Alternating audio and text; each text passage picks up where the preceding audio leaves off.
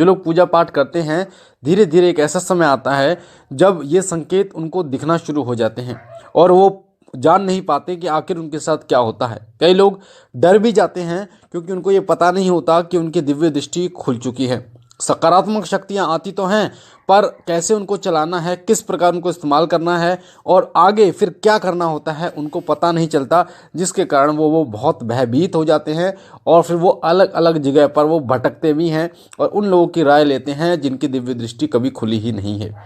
तो दिव्य दृष्टि जब खुलती है तो ये 5 संकेत आपको दिखाई देते हैं और इन 5 संकेतों के माध्यम से आप ये जान सकते हैं कि आपकी जो दिव्य दृष्टि है वो खुल रही है और दिव्य दृष्टि खुलने के बाद ये संकेत आपको दिखाई देते हैं। देखिए, दिव्य दृष्टि जो होती है वो कई प्रकार से खुलती है। पहला होता है देवता के द्वारा। कोई देवता की सवारी अगर आपके शरीर पर आ रही है, यानी कोई भी देवता क्यों ना हो, उनकी सवारी आपके शरीर पर आ रही है या फिर सवारी भी ना आकर उनका जो स्पर्श है वो आपको हो रहा है, वो आपके बहुत निकट हैं, आपसे बात करते हैं, तो वो आपकी दिव्य दृष्टि को खोलने के योग्य होते हैं और आपकी दिव्य दृष्टि को खोल देते हैं। पहले देवता, दूसरे आपके गुरु आपकी दिव्य दृष्टि खोल सकते हैं। वो अपनी ऊर्जा को आपके शरीर में ट्रांसफ़र करके आपकी दिव्य दृष्टि को खोल सकते हैं। और तीसरा होता है ध्यान के माध्यम से। जब आप ध्यान करना शुरू करते हैं, एक ऐसी अवस्था आती है जिस अवस्था में आपको ये संकेत मिलने शुरू हो जाते हैं कि आपकी दिव्य दृष्टि खुल रही है और उन संकेतों को समझने के बाद आप आगे बढ़ना शुरू कर देते हैं। अध्यात्म की तरफ आपका जो रास्ता है वो बनता चला जाता है और फिर आपको ये समझ आता है कि दिव्य दृष्टि खुलने के बाद आपको क्या क्या करना चाहिए। तो इसलिए वीडियो को ध्यान से सुनना ताकि बारीकी से एक एक चीज़ें आपको समझ में आए। पहली बार शिव कृपा परिवार पर आए तो वीडियो को लाइक करना, शेयर करना, साथ ही कमेंट में ओम नमः शिवाय जरूर लिखना। चैनल को सब्सक्राइब कर बेल आइकन को जरूर दबाना। तो सबसे पहला संकेत होता है जब आपकी दिव्य दृष्टि खुल रही होती है, वो होती है कि आपके माथे पे एक खिंचाव होना शुरू हो जाता है। आपके माथे पर ऐसा होता है जैसे खिंचाव हरदम आपको महसूस होता रहता है। वो खिंचाव, आप लेट रहे हैं, उठ रहे हैं, हल्का हल्का दर्द आपको महसूस होता है जब आपकी दिव्य दृष्टि खुल रही होती है। ये संकेत बताता है कि आपकी दिव्य दृष्टि खुलने वाली है, क्योंकि जब माथे पर खिंचाव होता है तो आपका आज्ञा चक्र जो है वो जागृत होने के कगार पर होता है। दूसरा संकेत होता है, वो होता है माथे पर आपको अगर ऐसा लगे जैसे चींटियाँ चल रही हैं, चींटियाँ आपको खा रही हैं, चींटियाँ चल रही हैं, तो ये संकेत भी आज्ञा चक्र के जागृत होने का होता है, दिव्य दृष्टि के जागृत होने का होता है। क्योंकि जिनका जागृत हो जाता है आज्ञा चक्र, उनको दिव्य दृष्टि स्वयं प्राप्त हो जाती है।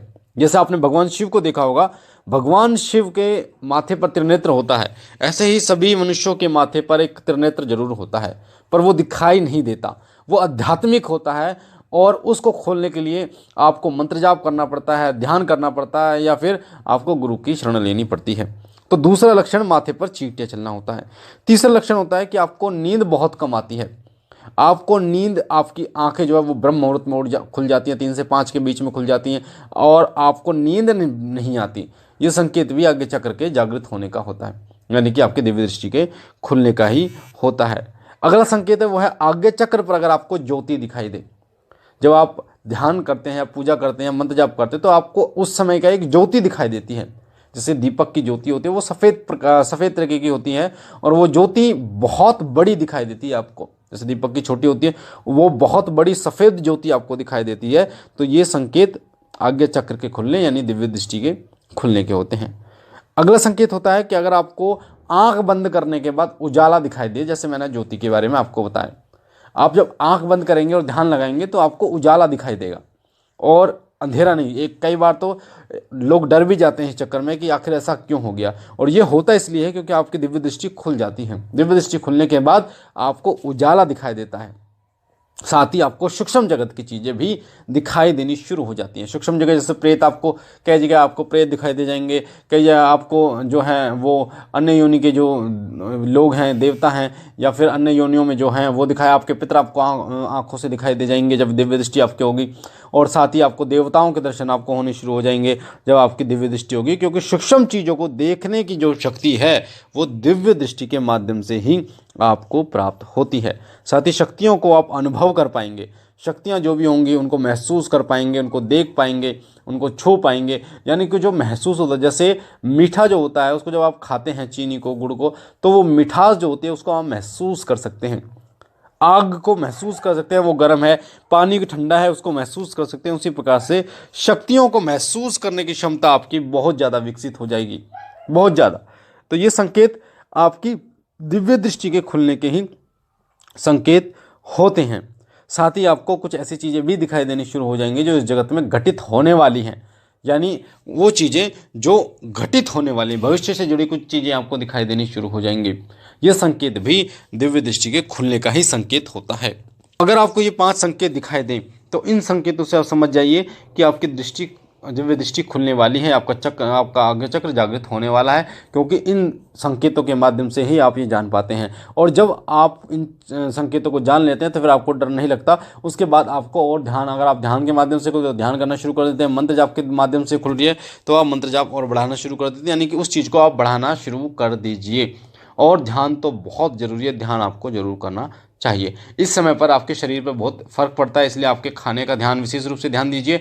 और इस समय पर आपके विचारों का बहुत बड़ा प्रभाव पड़ता है, आपके बोलने का बहुत बड़ा प्रभाव पड़ता है, क्योंकि जब दिव्य दृष्टि खुलती है तो आत्मज्ञान होना शुरू हो जाता है और आपका जो ऑरा है वो विकसित होना शुरू हो जाता है। आपके मुख से निकला एक एक शब्द जो है वो सत्य होने के कगार पर होता है। इसलिए इस समय पर आपको सोच समझकर बोलना चाहिए, क्योंकि जब आप बोलते हैं तो वो आपके पुण्य कम हो जाते हैं और वो आपके पुण्य जो हैं उस कार्य को करने में लग जाते हैं। जैसे आपने उदाहरण के लिए देखा होगा कि आप जब किसी को गाली देते हैं तो वो आपको बद्दुआ देता, कहते हैं कि बद्दुआ शाप जो होते हैं वो कार्य करते हैं। उसी प्रकार से आपको दिया गया आशीर्वाद भी कार्य करता है, क्योंकि जो आशीर्वाद देता है ना उसके अकाउंट से पुण्य कट जाते हैं और उस आशीर्वाद को, उस व्यक्ति को फल फूलने का कार्य करना शुरू कर देते हैं। इस प्रकार आशीर्वाद कोई कार्य करता है। उसी तरीके से आपके मुख से निकला हुआ कोई भी शब्द जो भी आप बोलते हैं वो सोच समझकर आपको बोलना चाहिए।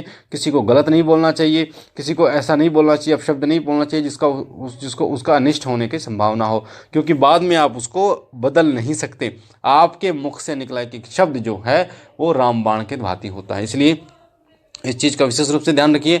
अपने मुख से किसी के लिए अपशब्द मत बोलिए, ताकि किसी प्रकार की दिक्कत सामने वाले व्यक्ति को ना हो। और दिव्य दृष्टि खुलने के बाद आप जिस प्रकार से भी दिव्य दृष्टि खुली है उसको और ज़्यादा आगे बढ़ाते चलिए। और इसमें गुरु अगर आप बना लें तो सबसे उत्तम होगा, क्योंकि गुरु आपका मार्गदर्शन कर पाएगा सही तरीके से, ताकि आप सही तरीके से चल पाएँ। क्योंकि जब आपको दिव्य दृष्टि प्राप्त होती है तो आप अपने आप को हल्का महसूस करते हैं। ध्यान करते हैं तो आपको ऐसा लगता है जैसे कि आप ऊपर की तरफ उठ रहे हैं, उड़ने की कोशिश आप कर रहे हैं। इस प्रकार शरीर बहुत हल्का महसूस होता है, आपके कंधों पे जो वजन था वो हट जाता है, आपका शरीर बहुत शांत महसूस करता है, आपका मन बिल्कुल शांत महसूस करता है। आप किसी भी चीज़ को बहुत जल्दी पकड़ लेते हैं, याद कर लेते हैं, और ये वो समय होता है। इसलिए जब आपकी दिव्य दृष्टि खुले तो अपना ध्यान रखिए, अपने शरीर का ध्यान रखिए, ताकि कोई भी बदलाव आता है तो उसके लिए आप पहले से तैयार हो पाए। मुझे आशा है जानकारी अच्छी लगी होगी। वीडियो के नीचे जो लाल कलर का बटन है सब्सक्राइब का, उसे दबा के चैनल को सब्सक्राइब कीजिए। साथ ही आपके सीधे हाथ पे जो बेल आइकन है ऑल पर क्लिक कीजिए, ताकि जो जानकारी हम डालें पूजा पाठ से जुड़ी सबसे पहले आपको प्राप्त हो। बाबा भोलेनाथ से मैं विनती करता हूँ कि बाबा भोलेनाथ आप पर अपनी असीम कृपा करें, आप और आपका परिवार सदा सुखी रहे, स्वस्थ रहे, खुश रहे। हम मिलते एक नई